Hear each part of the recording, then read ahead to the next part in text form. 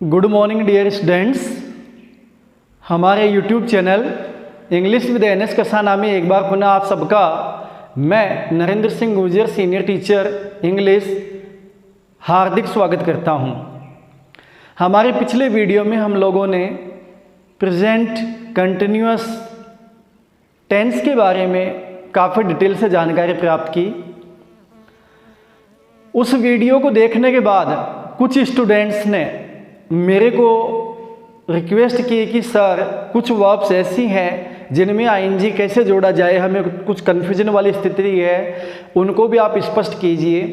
तो उनकी डिमांड पर उन वर्ब्स को जो उन्होंने मेरे से क्लेरिफाई के लिए कहा, उन वर्ब्स को मैंने यहाँ बोर्ड पे लिखा है, आपके पीछे आप देख सकते हैं। तो इनको हम पहले क्लियर करेंगे, फिर अपन अपने टेंस को आगे कंटिन्यू करेंगे।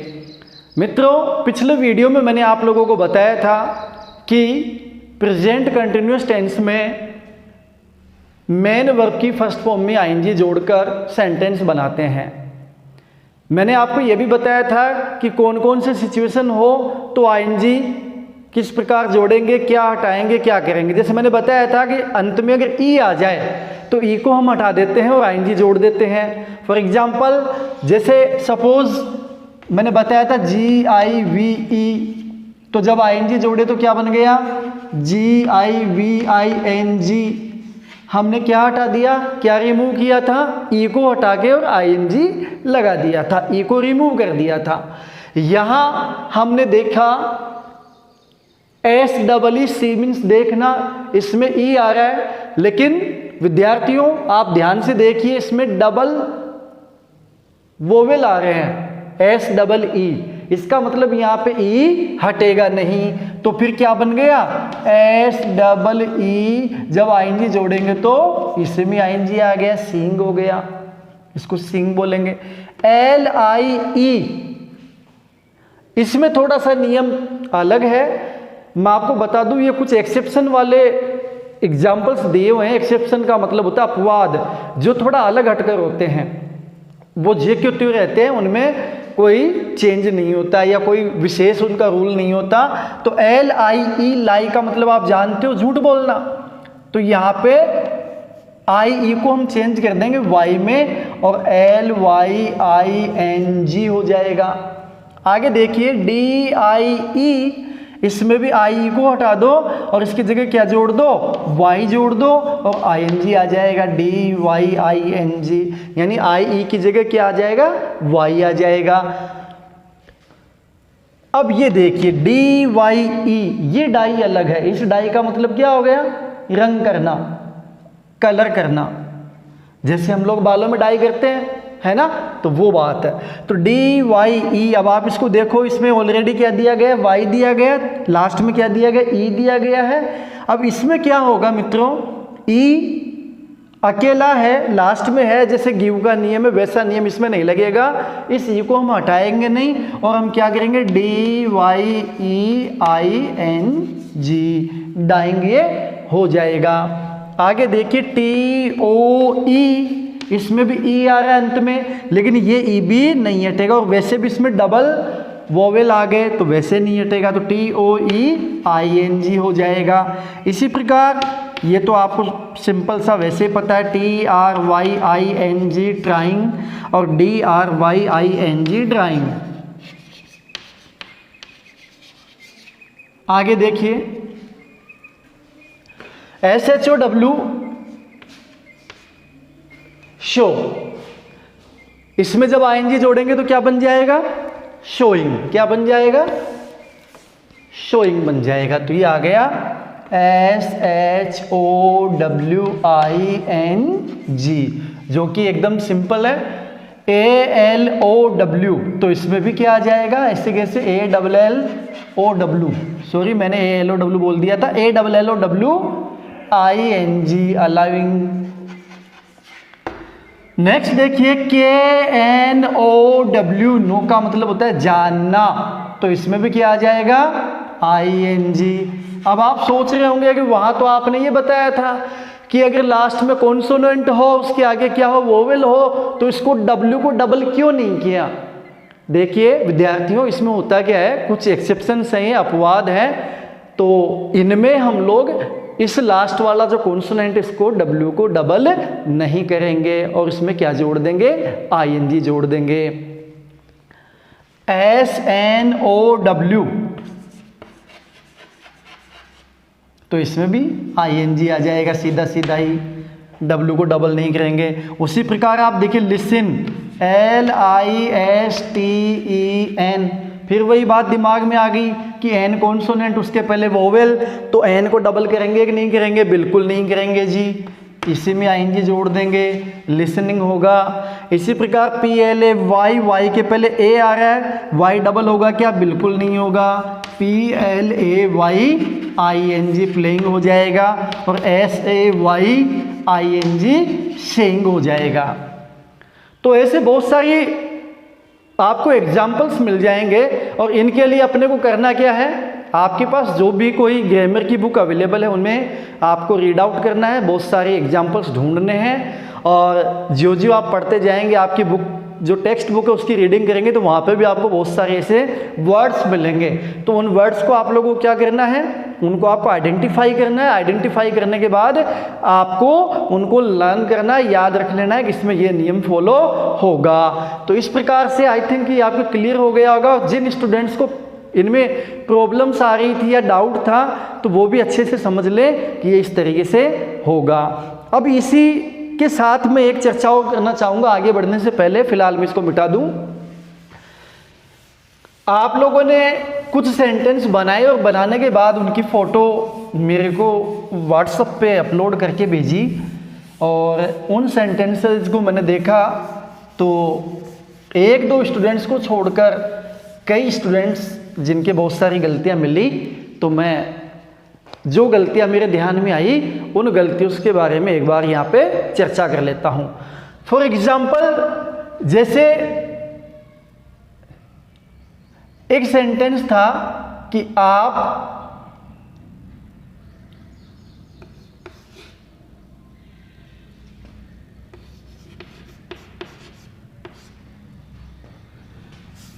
ऐसे था सेंटेंस, क्या आप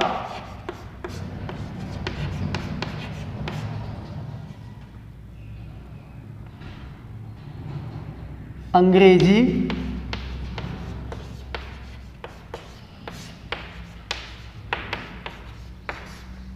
पढ़ाते हो। अब एक स्टूडेंट ने लिखा है व्हाट यू टीच इंग्लिश।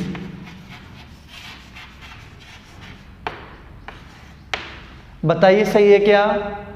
बिल्कुल सही नहीं है, गलत है एकदम। क्यों गलत है? क्योंकि हमने क्या कहा था, हमने क्या पढ़ा था, हमने ये पढ़ा था कि यदि एसर्टिव यानी कि हाँ या ना में क्वेश्चन पूछा जाए, यानी कि या तो हाँ या ना में अगर किसी चीज़ का उत्तर आ रहा है, WH वर्ड वहाँ पे नहीं बन रहा है, यहाँ आपने WH वर्ड से बना दिया, तो उसको हम लोगों को हेल्पिंग वर्ब से बनाना है। तो राइट क्या होगा? आपने देखा कौन सा टेंस? प्रेजेंट इंडेफिनिट टेंस, इसलिए हेल्पिंग वर्ब क्या आ जाएगी? डू।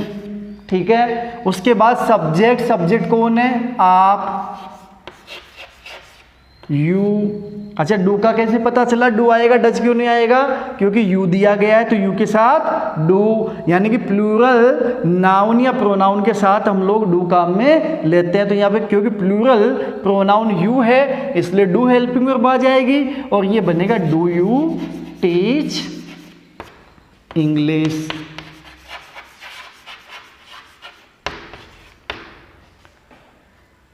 तो जिस किसी स्टूडेंट के ये था वो अपने को करेक्ट कर लेगा।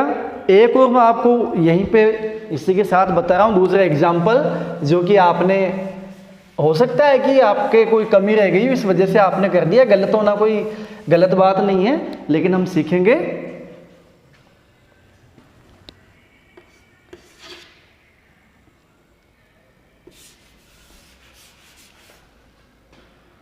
वह एक अच्छा लड़का है। ठीक है, अब किसी ने बना दिया ही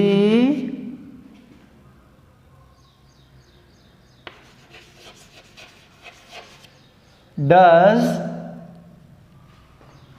ए गुड बॉय।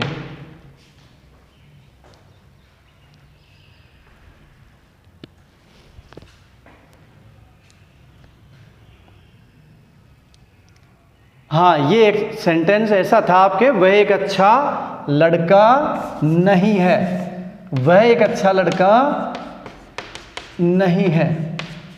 और आपने बनाया he does not a good boy. बताइए सेंटेंस सही है क्या? क्या गलती है फिर? हेल्पिंग वर्ब की। क्या गलती है? हेल्पिंग वर्ब की।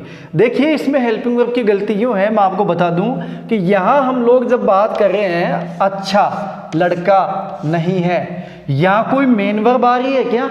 नहीं आ रही है ना। इसको हम बोलते हैं प्रेजेंट इंडेफिनिट टेंस में आएगा, इसको हम बोलते हैं स्टेट। क्या बोलते हैं?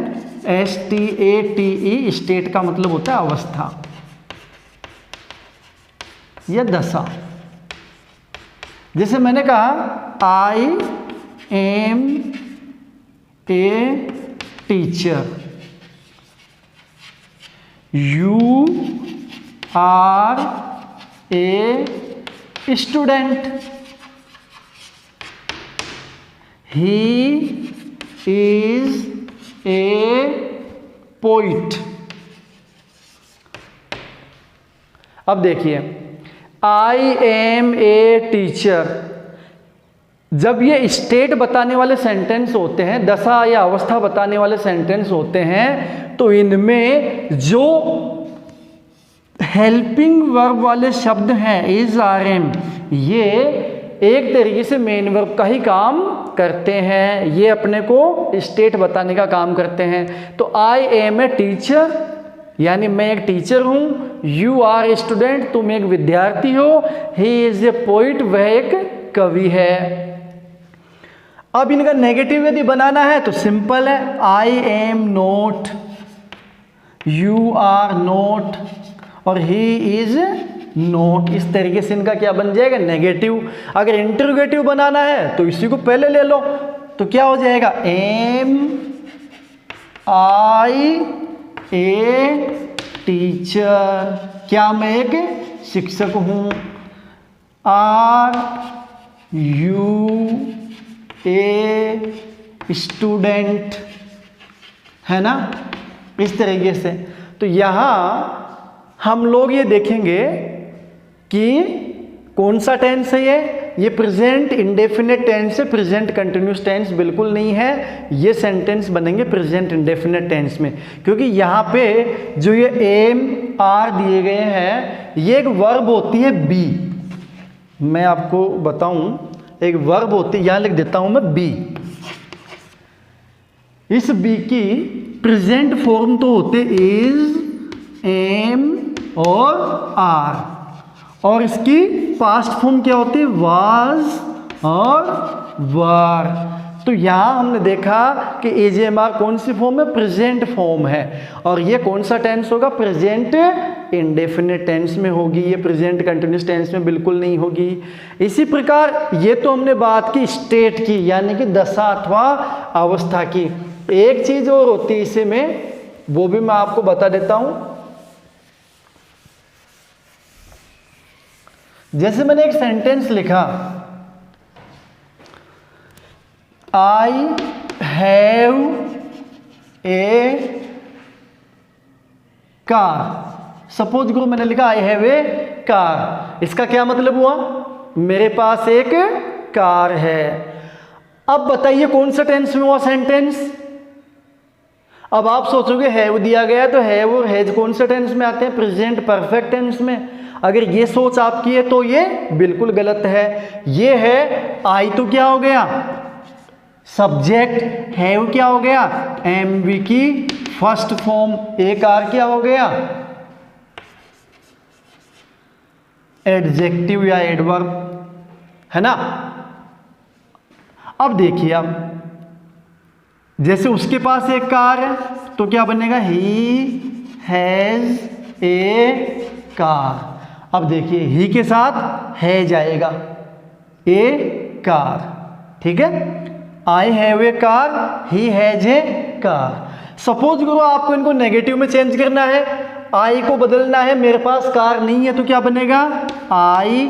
अब कौन सा टेंस है ये था प्रेजेंट इंडेफिनिट टेंस का उदाहरण बता रहा हूं मैं आपको। अभी प्रेजेंट कंटिन्यूअस लिखा हुआ है भले ऊपर, मैं इसको मिटा देता हूं। और ये आपका एग्जाम्पल चल रहा है अभी प्रेजेंट इंडेफिनिट का, क्योंकि कल ऐसी ही कोई आ गई थी मेरे सामने एक जानकारी, तो मुझे लगा कि शायद स्टूडेंट्स को यहाँ पे प्रॉब्लम आ रही है, तो क्यों ना इसको कल के वीडियो में इसी को क्लियर करें, आगे बाद में पढ़ेंगे। आगे देखिए आप, आई हैव ए कार, कौन से टेंस का है ये, प्रेजेंट इंडेफिनिट का एग्जाम्पल है। अब प्रेजेंट इंडेफिनिट में हेल्पिंग वर्ब क्या क्या है, सपोज को मेरे को नेगेटिव बनाना, मेरे पास एक कार नहीं है, ठीक है, तो प्रेजेंट इंडेफिनिट का नेगेटिव बनाना है तो आई के साथ हेल्पिंग वर्ब क्या आएगी, डू, और उसमें जोड़ो note, I do not have a car, ठीक है। उसके पास एक कार नहीं है, ही। अब बताओ क्या आएगी helping verb, very good, does not have a car. I do not have a car, he does not have a car. यहाँ ध्यान दीजिए आप, यहाँ हमने क्या लगाया, हैव, जबकि यहाँ ही के साथ क्या लगा रहे थे, हैज, क्योंकि हमने पढ़ा था कि अगर अपना सब्जेक्ट सिंगुलर हो तो वर्ब भी सिंगुलर ही आएगी, इसलिए हमने हैज काम में लिया। लेकिन आगे हमने ये भी पढ़ा था कि जहाँ हम नेगेटिव बनाते हैं वहाँ सब्जेक्ट अगर सिंगुलर भी हो ना, जहाँ हमने डज काम में ले लिया वहाँ पे हम मेन वर्ब में एस अथवा एस नहीं जोड़ेंगे, इसलिए यहाँ पे मेन वर्ब की जो प्लूरल फॉर्म है वो वैसे की वैसे हैव आ जाएगी और ये बन गया he does not have a car. In sentences को है जो है वाले जो सेंटेंसेज हैं इनको हम लोग बोल सकते हैं पजेजिव, POSSESSIVE। पजेजिव का मतलब होता है स्वामित्व वाले, स्वामित्व का मतलब मालिकाना हक। जैसे मेरे पास एक कार है तो इसका मतलब मैं कार का मालिक हो गया। मेरे पास सपोज करो एक पेन है तो मैं पेन का क्या हो गया, मालिक हो गया। आई हैव ए होम या हाउस तो मैं उसका क्या हो गया, मालिक हो गया, है ना। तो ये हैव और हैज क्या बताते हैं, पोजेशन बताते हैं, यानी कि हाँ इसको अपन कह सकते हैं पोजेशन बताने वाले, या POSSESSION, ये क्या बताते हैं, पोजेशन बताते हैं, यानी स्वामित्व बताते हैं। इसलिए इनको प्रेजेंट इंडेफिनिट टेंस में ही हम लोग काउंट करते हैं। तो ये मैंने आपको पुनः एक बार बताया है। यदि आपको फिर भी समझ में नहीं आया तो आप लोग मेरे को कमेंट के द्वारा बताएंगे, ताकि मैं इस वीडियो को शूट करके दोबारा आपके सामने प्रस्तुत कर दूंगा, अच्छे से समझाने का प्रयास करूंगा। और मित्रों, आप लोगों को पढ़ने के बाद एक बार जो सेंटेंसेज आप बनाते हो उन सेंटेंसेज को मेरे पास ज़रूर भेजें, ताकि मैं देख के एक बार मेरे को स्पष्ट हो जाए कि आपके कुछ समझ भी आ रहा है कि नहीं आ रहा।